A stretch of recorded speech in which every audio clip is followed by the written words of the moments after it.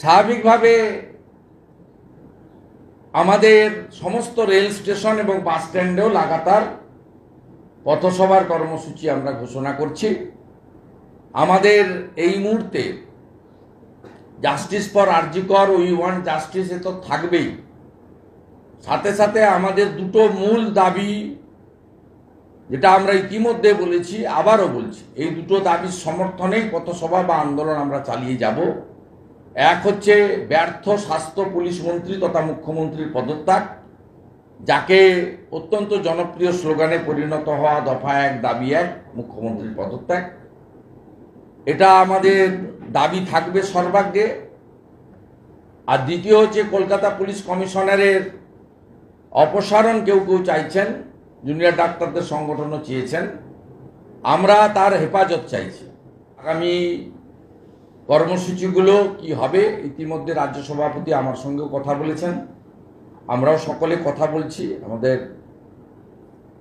পার্টির যিনি ইনচার্জ আছেন অল ইন্ডিয়া জিএস, তিনিও আসবেন।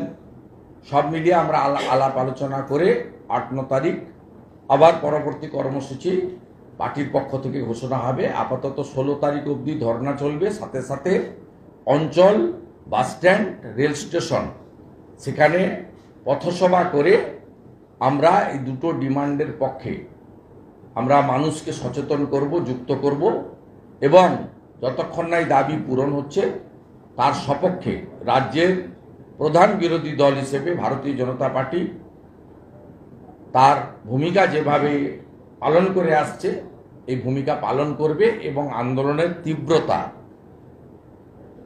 আরও আমরা আগামী দিনে বৃদ্ধি করব। এই করাপ্টেড, টেন্টেড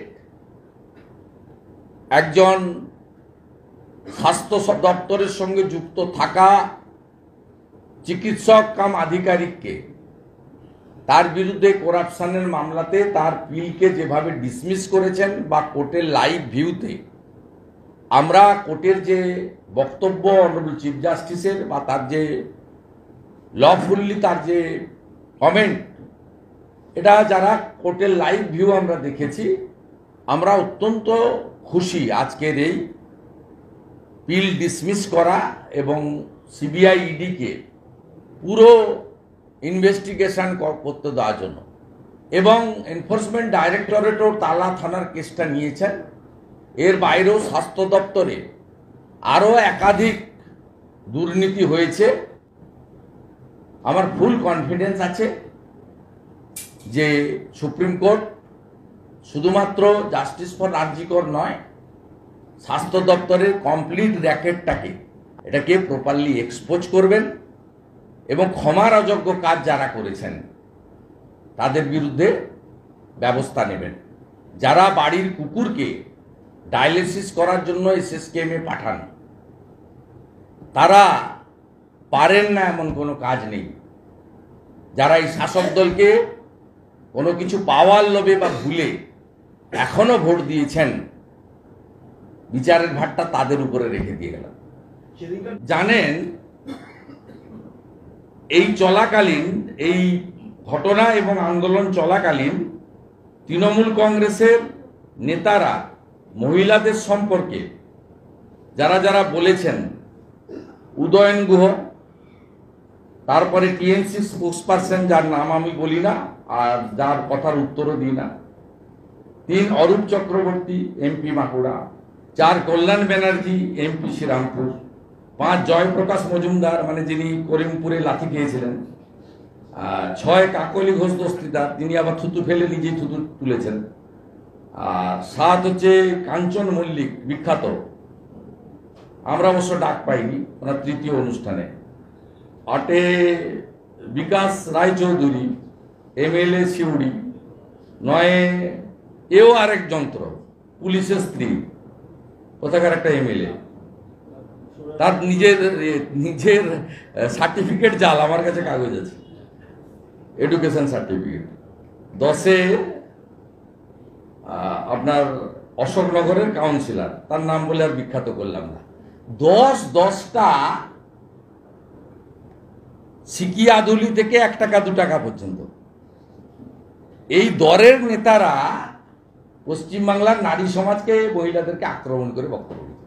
মানে বক্তব্যগুলো বাজাবো আমরা ক্যাসেট করে, আমরা সব করেছি, যোগ করেছি, শুনবেন লোক, মানুষ শুনবে।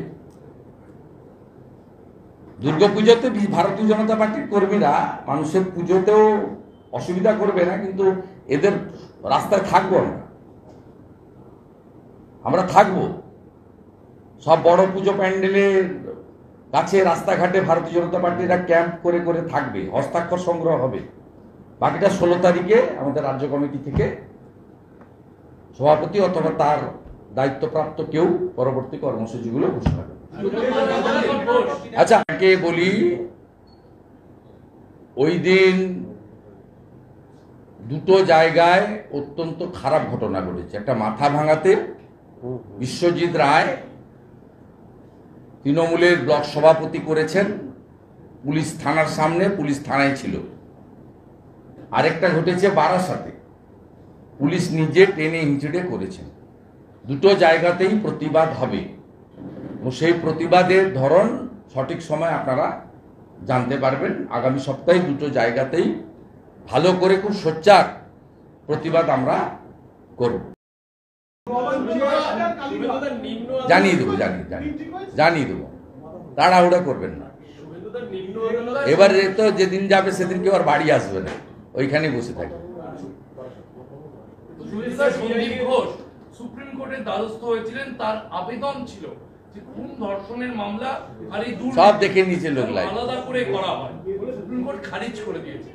এই খুন ধর্ষণ আর শকত মোল্লা জমি কিনে দিয়েছে, দেখছেন না ক্যানিং এ কত বড় বাড়ি।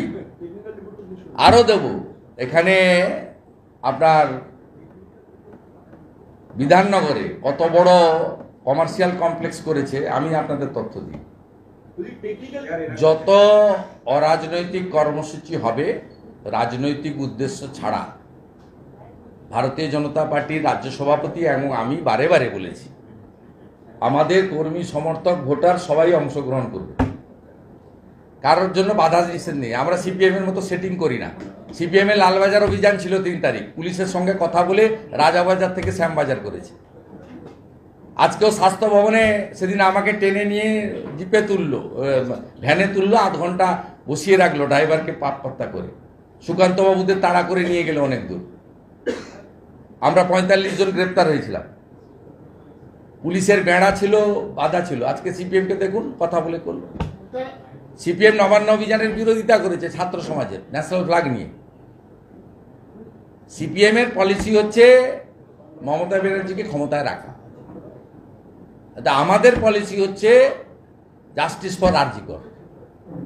আমাদের অন্য কোনো পলিসি নেই। আমরা বকটুইতে ছুটে গেছিলাম প্রথম, মুসলিম এলাকা, ভোট দেয় না আমাদের। আগে 17টা দিয়েছিল, আপনার 21 সালে এই পঞ্চায়েতে 35টা দিয়েছে বকটুই গ্রামে। আমাদের কোনো ইন্টারেস্ট নেই, পলিটিক্যাল ইন্টারেস্ট নেই। আমরা গেছি